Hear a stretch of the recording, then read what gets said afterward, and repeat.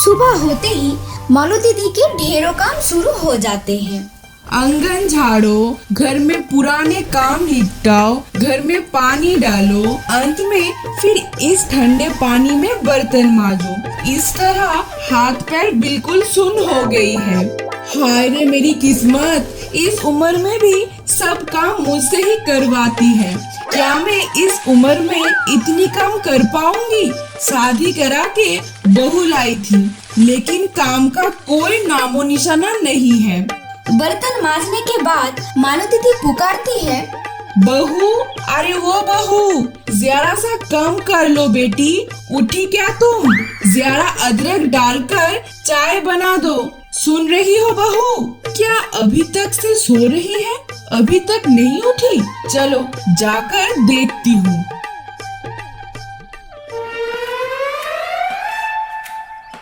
उधर मालती दी की बहू चंपा सचमुच कोई विश्व सुंदरी लगती है। इतनी सुंदर क्या शायद तीनों लोक में भी ना मिले। सुबह से आईने के सामने बैठी बाल संवर रहती है, अपने रूप में ही खोई हुई। मैं इतनी सुंदर क्यों हूँ? क्या इस धरती पर मेरे जैसा रूपवती कोई और भी है? अरे बहू, कब से बुला रही हूँ? देखो अभी तक बाल बना रही हो। देखो जरा कितना बच गया है, चाय तो चढ़ा दो। माँ, मेरा नेल पॉलिश खराब हो जाएगा, आप ही बना लीजिए ना। मेरा मन नहीं है, मुझे थोड़ा अकेले रहने दीजिए। अरे ये कैसी बहू है? काम कुछ नहीं करती, बस साजने संवरने में ही लगी रहती है। क्या दुख में मेरे ऐसी रूपवती बहू घर में लाई थी, कौन जाने। क्यों माँ? मुझसे शादी से पहले तो आप ही सारा काम करती थी। अब क्या मुझे देखकर लंगड़ी हो गई है कि अब काम नहीं कर पा रही हो? बहू, तुम तो जरूरत से ज्यादा जुबान चलाने लग गई हो।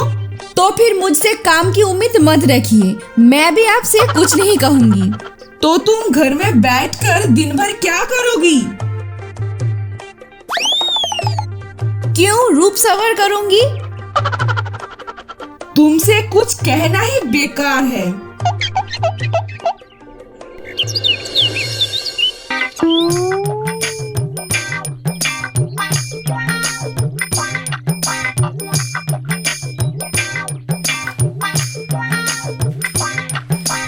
सुबह से तुम्हारी रूप सज्जा खत्म हुई या नहीं? चलो जरा रसोई के पास आकर बैठो जरा, मैं बाजार जा रही हूँ। नहीं माँ, मुझसे नहीं होगा, बहुत गर्मी है। अपने बेटे से कहिए, ये सब काम तो मर्द को ही करना चाहिए। तो क्या कर पाओगी तुम? सिर्फ खाओगी? भूख तो लगी है, लेकिन पहले ये बताइए क्या बना रही हो? खाना, घोड़ा का अंडा, तुम्हारा सिर और मेरी सिर मिलकर सब्जी बनाऊंगी। तो वही दीजिए ना, मैं वही खा लूंगी। उसी समय वहाँ रतन आता है, मालती का अकेला बेटा। माँ के कहे बिना जिसका कोई शब्द नहीं चलता। बेटे को देखकर ही मालती सारा गुस्सा उस पर निकाल देता है। देख बेटा, अपनी बीवी की हालत देख, दिन भर बस साजने संवरने में ही लगी रहती है। पता नहीं कौन कौन से पाउडर तू ला कर देता है, बस उन्हीं को ही चेहरे पर लगाती रहती है। रूप है तो उसका ध्यान तो रखूंगी ही ना। आपके ऐसा रूप होती तो आप भी रखती। मेरी भी तुम्हारे जैसा काले घने बाल थे, दूध सा गोरा रंग था, फिर भी घर का सारा काम मैं ही करती थी। वही तो, इतना काम करते करते ही तो आपके बाल झड़ गए और रंग भी काला पड़ गया। आपने बीवी को बोल खाना बनाए, मैं बाजार जा रही हूँ। सच में चंपा, तू दिन रात बस साजने में ही लगा रहती है। थोड़ा बहुत माँ का हाथ बटा दिया करना। तुम्हारी माँ का काम करते करते मैं तो थक जाऊंगी, मुझे नहीं करना है।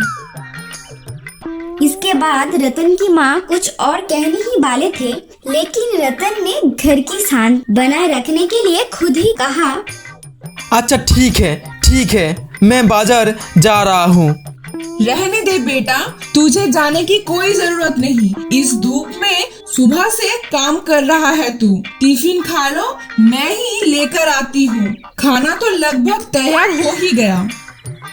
मालती दीदी की नजर हर तरफ रहती है, बिल्कुल लक्ष्मी सी सास। बस बहू अगर साथ दे तो उसे कोई बात की चिंता नहीं रहती। बस बढ़िया बाजार करती है, ताजी सब्जियां लेकर लौटती है। आज तो तुझे खाना बनाना सीखना ही पड़ेगा। अच्छा माँ, कोशिश करती हूँ, लेकिन अगर खराब हो गया तो जिम्मेदारी आपका होगा। मैं तो खाना बनाना नहीं जानती। चंपा ने चावल चढ़ा दिया, फिर कुछ सोचकर अंदर कमरों में चली गई। थोड़ी देर बाद सास आई तो देखा चावल का सारा पानी उबलकर बाहर गिर गया था। अरे क्या अनर्थ हो गया। हाय हाय हाय, ओ बहू। क्या हुआ माँ? मैं तो बस थोड़ा गर्म लगने पर पंखे के नीचे बैठने चली गई थी। इसमें इतनी चिल्लाहट क्यों? बहू, सारा चावल तो खराब हो गया, तो तुम क्या कर रही थी बोलो। अगर आपका चावल इतना जल्दी उबल जाए तो मैं क्या करूं? चावल को कह देते कि थोड़ा देर उबाले। चंपा की बात सुनकर मालती दी हंसते हंसते लौटपट हो गई। बहुत मुश्किल से सास ने उसे सिखाया कि चावल कैसे बनाते हैं, फिर दाल बनाना बताया और अंदर चली गई। थोड़ी देर बाद लौटी तो देखा बहू सब्जी बना रही है। वाह, इतनी थोड़ी सी समय में दाल भी पक गई। अरे माँ, मैं दाल में एक चीज डालना भूल गई। पहली बार जब कोई खाना बनाता है तो थोड़ी बहुत गलती हो ही जाता है। बताओ, क्या नमक डालना भूल गई? इतना कहकर सास ने बर्तन का ढक्कन उठाया तो देखा कि अंदर सिर्फ हल्दी वाला पानी है। अब बताओ, हल्दी और नमक तो डाला है, लेकिन दाल कहाँ है? अरे माँ, मैंने तो कहा था कि एक चीज डालना भूल गई। मैं तो दाल डालना ही भूल गई माँ। सास चंपा को रसोई कला देखकर बेहोश होकर गिर पड़ी। उधर तब तक रतन घर लौट आया था। पत्नी के कारनामे देखकर वो जमीन पर लोटपट होकर हंसने लगा। हंस क्यों रहे हो सब? देखना कितना सुगंध आया है खाने में। जैसे तैसे चंपा ने बाकी खाना पकाया, सबने खाया और फिर थोड़ी देर बाद आराम करने चले गए। रात को फिर सासू माँ उसे कहती है, आज रात लेकिन तुम्हें पूरी बनाना ही होगी। क्या आज ही आप मुझे पूरा खाना बनाना सिखाकर चैन लोगी? आज रात लेकिन तुम्हें पूरी बनाना ही होगी। माँ, अब मुझसे नहीं होगा, मैं खाना नहीं बना सकती। अरे बहू, खाना तो तुम्हें ही बनाना होगा। फिर से सास और बहू के बीच झगड़ा शुरू हो जाता है। तभी रतन दौड़कर आता है। थोड़ा घर का काम नहीं कर सकती क्या? कुछ भी तो नहीं आता तुम्हें। दिन भर बस रूप चर्चा ही करती रहती है। मैंने कब ऐसा काम किया है जो मुझे आता होगा? मेरे माँ बाप ने मुझे बहुत प्यार किया, इसलिए कभी किसी काम को हाथ तक नहीं लगाने दिया। लेकिन इस घर में रहना है तो खाना बनाना ही होगा, नहीं तो दरवाजा खुला है, जा सकती है। रतन की बात पर चंपा रोने लगती है और तभी रतन की माँ बीच में आ जाती है। अरे बस करो तुम दोनों, अब बहुत हो गया है। जल्दी से पूरी और आलू का दम बना लेती हूँ, भूख भी लग गई। चलो बहू, मेरे साथ बैठो, धीरे धीरे सब सीख जाओगी। अगर मैं ना रहूँ तो फिर तुम लोगों का क्या होगा? काफी समझाने बुझाने के बाद सास फिर से अपनी बहू को रसोई में ले जाता है। चंपा काफी देर से लुचिया बेलने की कोशिश कर रही थी, पर कोई भी ठीक नहीं बन रही थी।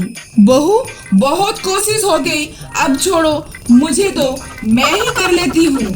नहीं माँ, एक बार और कोशिश करती हूँ, आपकी बार मुझसे होगा। 2 घंटे से कोशिश कर रही हो, लेकिन तुमसे कुछ भी नहीं हो पाया है। गुस्से में चंपा ने बावल जोर से पटक दिया और तभी गर्म तेल उबालकर सास के हाथ पैर में गिर जाती है। अरे बाबा रे बाबा, मैं तो जल गई रे, उहुहुहु। अरे बचाओ बचाओ, जल गई रे, उहुहुहु। हाय राम, मैंने ये क्या कर डाला। सास के पूरे चेहरे पर फफोले पड़ गए थे। क्या खतरनाक बहू है रे भगवान। मैंने बस इतना कहा था कि खाना बनाओ, क्या मुझसे मार ही डालोगी। अरे वो खोका खोका, देख मेरे पूरे शरीर में ही आग लग गई। ओहो, डॉक्टर को बुलाओ। सास के हाथ पैर पर जलने की काले काले निशाना बन गया। उसे देखकर चंपा की चेहरे का रंग उड़ गया। सास दर्द से कहरती हुई भीतर चली गई और चंपा भी रसोई में बैठकर पछताने लगी। फिर गुस्से में सासू माँ कमरे के अंदर चली जाती है और उधर चंपा भी उदास मन से रसोई घर में बैठी रहती है। नहीं, आज मुझसे बहुत बड़ी गलती हो गई। मैं अब सचमुच कोशिश करूंगी ठीक से खाना बनाने की। गुस्से में मैंने ये सब बिगाड़ दिया। माँ को बहुत दर्द हुआ। मैंने तो ऐसा कभी सोचा भी नहीं था। चंपा अनमनी होकर बैठी थी। उधर सासू माँ गुस्से में कमरे के अंदर बैठी थी। तभी चूल्हे से निकली आग की लपट में चंपा के कपड़े में लग जाती है। बचाओ बचाओ, मेरी साड़ी में आग लग गई, बचाओ। सास अपने जली हुई शरीर के साथ दौड़ती हुई रसोई में पहुंचती है और बिना सोचे समझे आग में कूद पड़ी। पानी डालकर उसने चंपा की आग से बचा लिया। माँ, आपने ऐसा क्यों किया? आप तो खुद ही जली हुई है, फिर भी आग में कूद गई। क्या करूं बेटी, तू भी तो मेरे ही संतान जैसा है। मेरी बेटी अगर आग में होती तो क्या मैं चुप रहती? चलो बेटी, अंदर चलो। अब तुम्हें खाना नहीं बनाना पड़ेगा। तुम्हें खाना बनवा कर मैं तुम्हारे लिए कोई मुसीबत नहीं बुला सकती। माँ, मुझे माफ कर दीजिए। आप मैं बहुत संभल कर रखूंगी, सब काम सीखूंगी माँ। बहुत अच्छा, बहुत अच्छा। ऐसे ही एक दूसरे को समझते रहो। अब सब कुछ ठीक हो गया।